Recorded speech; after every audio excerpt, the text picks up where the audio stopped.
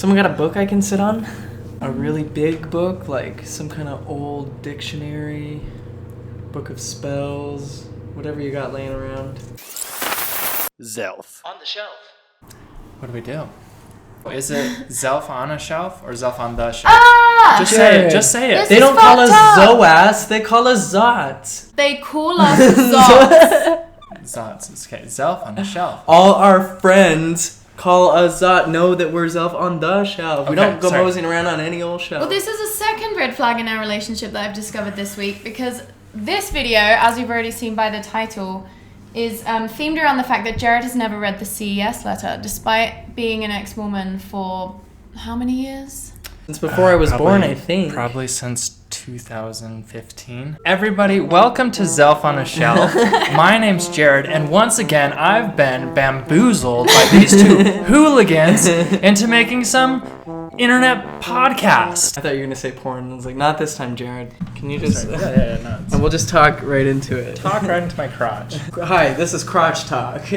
I'll try not to yell, but I am furious. We'll all use really intense, quiet voices. No, you can yell a bit. You'll be fine. Well, okay.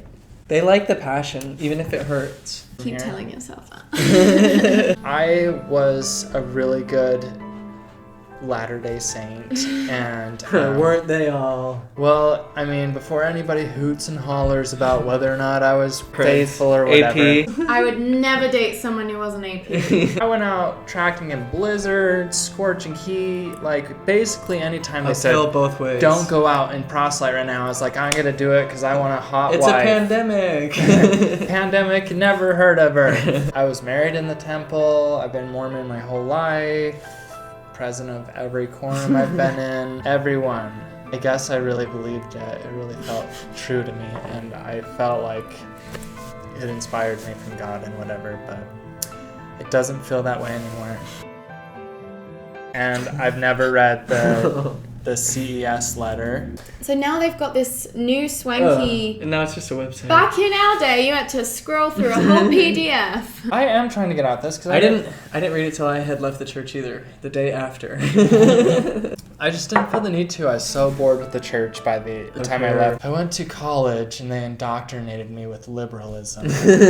No, cut it out. That is how they get you. I was going to Weber State University and I was taking an English 2020 class, which I got an A in. I did a paper on why it was wrong for two homosexuals to get married, and it was an impossible paper to write because I didn't believe in it, and I didn't know that I didn't believe that at the time. I, as a good Mormon, thought that it was wrong for two people of the same sex to get married.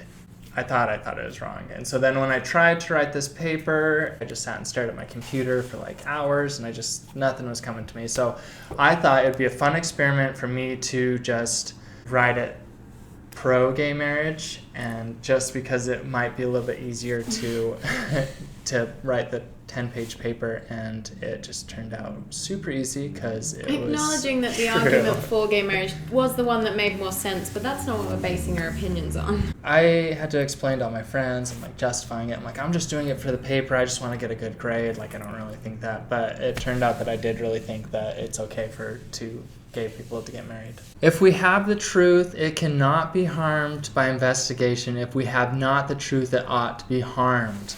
President J. Reuben Clark, a handsome man with a bow tie. He looks Handsome. skeptical. Man's a goblin. He's got a skeptical vibe in that picture. He's like, really? Okay, I'm just gonna say, my mom's gonna be pissed that you guys are doing this to me. You consented. You said yes. Okay, that was the fun jokes. That was pretty good. Like, you There are guys no fun jokes in this video. get to my level. If this isn't funny, I won't be in it. I swear to God. Remember how I'm just looking at this Jeffrey R. Holland quote, the sudden death. He's like, you give God a sudden death manifesto. Is it true or not? Give it to me or I'm walking away. We've all done it and got And nothing. Nothing. And you're like, I'm gonna try this one more time. I'm just gonna inspect these two scriptures and see if they seem identical. This was actually the first question I had as a teenager. I was like, if we have the Bible and it's an incorrect translation, and Joseph Smith did a retranslation of the Bible to make it correct, but that's different than what the Book of Mormon is saying, which ones... There's 3 different versions. So then it's like, why would the Joseph Smith translation should match the Book of Mormon, because the Book of Mormon is supposed to be the most correct book. And not only that, it's like totally mistranslated. It's Right. Okay, let's move on. Can I just say this is just wild so far? Yeah. It is when you like are actually questioning if the church is true and you're like reading it for the first time and you're like, holy shit, that doesn't add up. I guess some of the intensity might be lost on me because I've already like, I really just don't think it's so anything that I'm like, yeah, I knew it wasn't true. So like, wow, anyway, brag. sorry. DNA analysis has concluded that Native American Indians do not originate from the Middle East or from Israelites, but rather from Asia. Why did the church change the following section of the introduction page in the 2006 Book of Mormon shortly after the DNA results were released? Originally it said the Lamanites, and they are the principal ancestors of the American Indians, and then they changed it to, which, P.S., it's annoying me that it would even say American Indians because it's like, wouldn't God know that that's not what they fucking are?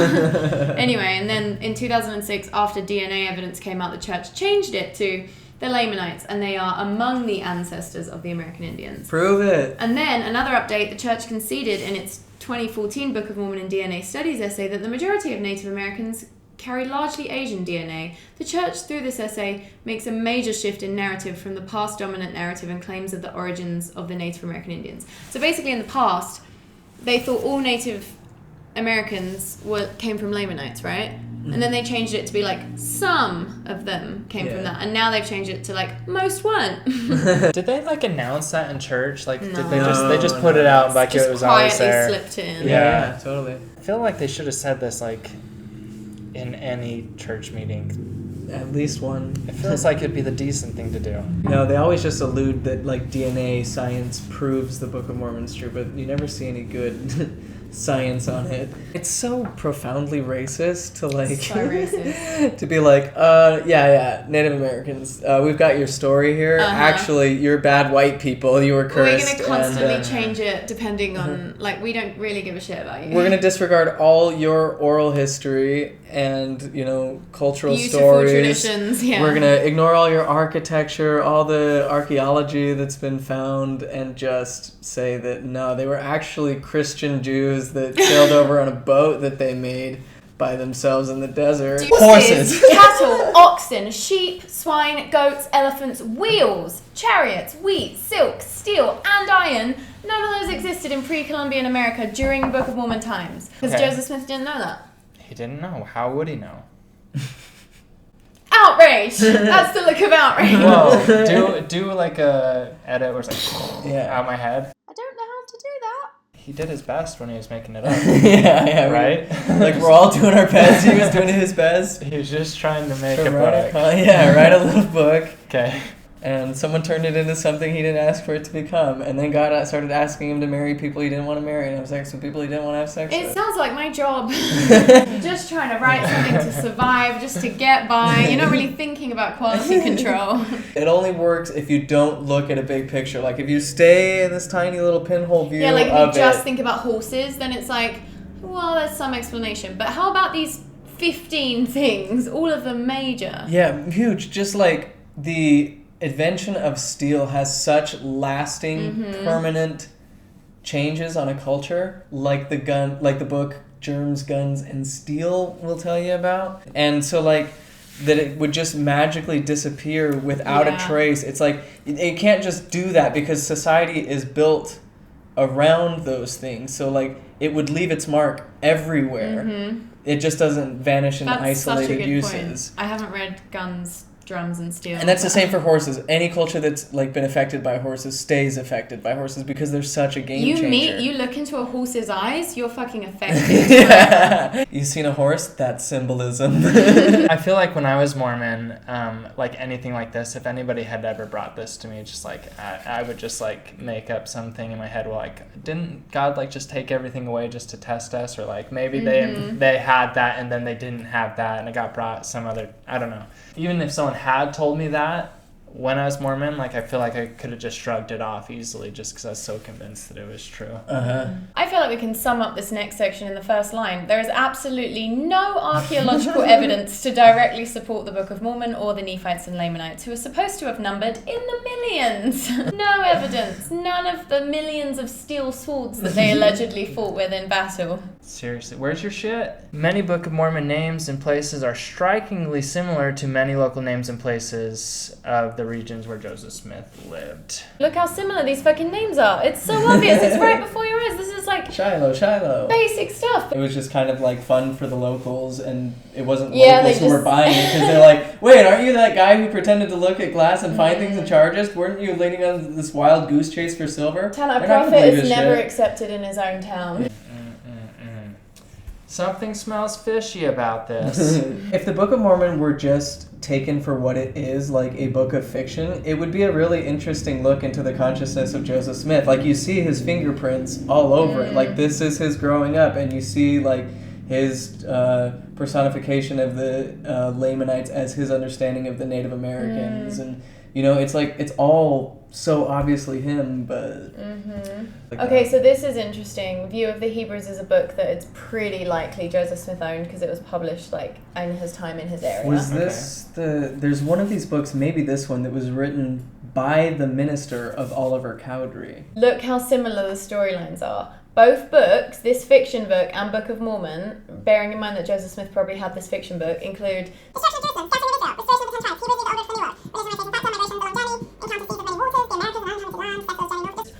all this different stuff like lost Indian records, hieroglyphs, Urim and Thummim. It's the same fucking book. Again, strikingly similar. He just rebranded, and wow, Look no one at- talks about A Year of the Hebrews or whatever. What's it called? I'm just saying, who wrote the better book? Right, yeah, View of the Hebrews never got this traction. It just goes to show it's all marketing. He's sitting in a garage right now like, I was there when... It's not about how good your content is, it's about how It's good marketing. you package it, yep, and how much you believe in your product. For That's why our real. channel doesn't do that well. Well, it just really seems like he wasn't even creative about it. He just kind of just stole all these stories. And Here's I think it was like an 1819 textbook written for New York State school children. So he definitely read So it. it depicted the events of the World War of 1812, which his he was alive for, right? His grandpa fought in that war. Patriotism and piety is the theme of the of this history. Sounds And gripping. it starts out, doesn't this just sound like Book of Mormon language? Now it came to pass in the 1812th year of the Christian era, and in the 36th year after the people of provinces of Columbia had declared themselves a free and independent nation, that in the 6 months of the I am getting flashbacks from family scripture. I know study. exactly right. I'm That's exactly. I haven't read any Book of Mormon or Bible or anything in years, just so many years, and now it's just right back there. Right 5 in there. the morning, Uh-huh. listening to dad Falling reading. asleep. It was specifically written in a Jacobean English style to imitate the King James Bible. Really weird that God just decided to produce this book of scripture that was going to be, for every country on earth and every English-speaking nation, and it just happened to be in this random Jacobean English style. Yeah, what if the Book of Mormon is written for our day by someone 200 years ago? Why didn't they write it in the language of 200 years ago or in today's, not 300 years before? Right, just a really random, they just pick a random era from which it is, which also happens to be the one that Joseph Smith's really familiar with from English class. And reading the Bible. It lists some other things that are the exact same phrases that you see in the Book of Mormon, like the rod of iron. A stripling soldier? What? I thought that was just for us. Worthiness of Christopher Columbus. An important theme for Manifest Destiny. Seriously. I love that he includes chiasmus, the seminary teacher's favorite thing to talk about. It's the Book of Mormon is real because there's a Hebrew poetic style called chiasmus that's A, B, B, A, and the Book of Mormon is full of it, which indicates that it's a Hebrew record. And it's Dr. Seuss is full of that. You know, it'd be fun if we could ever get a good Mormon YouTuber on our show. Is you have to guess whether this is from View of the Hebrews, Late War, or Book of Mormon. They'll never be able to do it. That's so good. So this early Godhead, that's them talking about how he just changed his mind about what the Godhead was, right? Like it used to be the Godhead was 3 beings, but they were 1 being, and then it became 3 separate beings because he just changed his mind. Right. It's getting better and better all the time. Yeah. He was like finally asked God, he's like, wait, so are you 1 person or 3? And like He's like, dude, I've totally been saying that you're 1 this whole time. This is so embarrassing. I've been tripping. I have fucked up royally, and that's on me. Did you know that? Did I know that? Got ya. That Joseph Smith bring out the gotcha dancers. Not the gotcha dancers. Did you know that Joseph Smith originally taught that the Godhead was 1 being? And No, then I didn't know that. I thought he was always saying that it was 3. he wasn't. No, sir. No.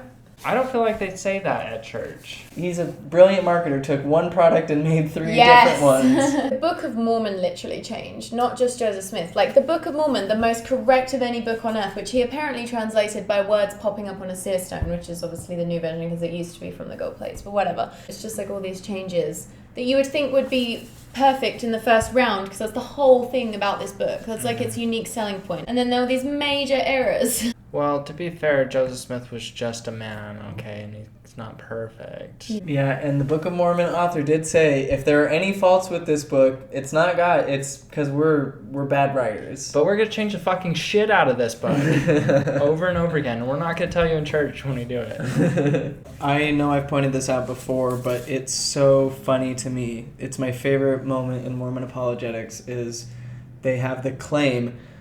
critics claim that Joseph Smith sent men on missions and then proposed to their wives. And he goes, the evidence disproves that claim. Because only 11 of the 34. Yeah, only 10 of the 12. What's that, like, Mormon message where it's like, if there's a little bit of poo in the brownie, the brownie's bad? They've just got like a literal shit ton of brownies. You know, that would be super rude. I would feel pretty upset if somebody asked me to go on a mission so they could take my wife. Joseph Smith's like, dude, if you love her, you gotta let her go. She was never yours to begin with. Unless it was a really cool mission and I didn't really like my wife, then I'd be cool with it. I don't think the missions were really cool. I don't think they were ever really cool. Sorry, just to be clear, I still have reoccurring nightmares that I have to go on another mission for some reason. Guys, I'm so bored of this. It's really boring. I swear there used to be more pictures.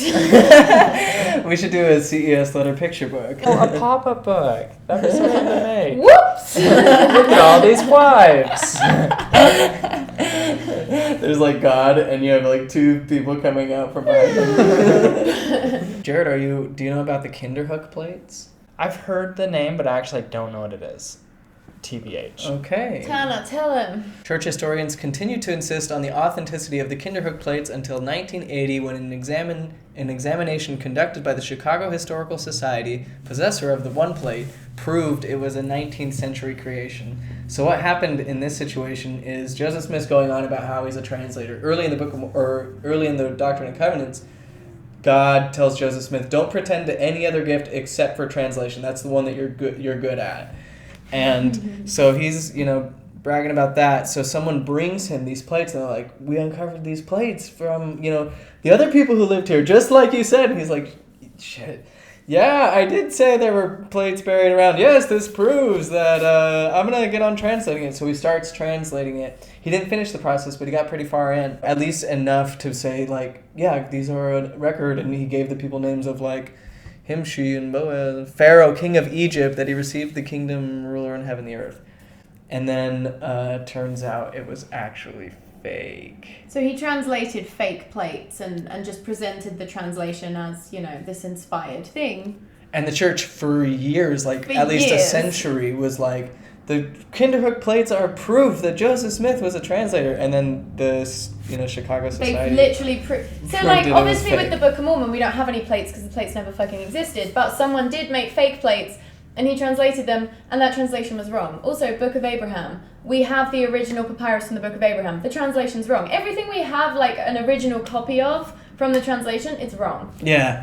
But the Book of Mormon, we're somehow supposed to believe is right. So what does the church say when it's proven that they are not real? that it was a hoax. They just say now They they just admit like, it, right? I think they were just like. They're just like, keep on just keeping saying- going. Wait, so how do You're they say? perfect. Battery's gonna die, by the way. So if you got a good zinger, say it now. I'm just saying, how does the church say that it's not true, and then people are just like, oh well, that doesn't matter. The Book of Mormon's still true, or Joseph Smith was a true prophet. Yeah.